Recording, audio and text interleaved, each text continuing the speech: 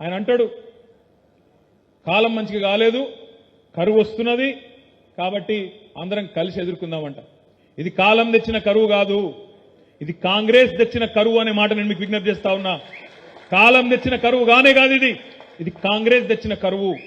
మన నాయకుడు పెద్దలు కేసీఆర్ గారికి తెలంగాణలోని భౌగోళిక పరిస్థితుల పట్ల, ఇక్కడి వాతావరణ పరిస్థితుల పట్ల, ఇక్కడి రైతుల దుస్థితి పట్ల సంపూర్ణమైన ఆలోచన అవగాహన ఉంది కాబట్టి ఆయన పూర్తి స్థాయి ఏకాగ్రతతో మొదటి 10 ఏళ్లు తెలంగాణలో నీళ్లు ఇయ్యాలి అనే తపనతోని కమిట్మెంట్తో పనిచేసిండు.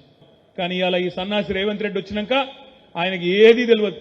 కాళేశ్వరం ఏందో తెలియదు, మేడిగడ్డ ఏందో తెలియదు, మల్లన్న సాగర్ తెలియదు, చెరువులు నింపుడు తెలియదు, వాగులలో నీళ్లు పోసుడు తెలియదు, రైతుల పంటలు కాపాడుడు అంతకంటే తెలియదు.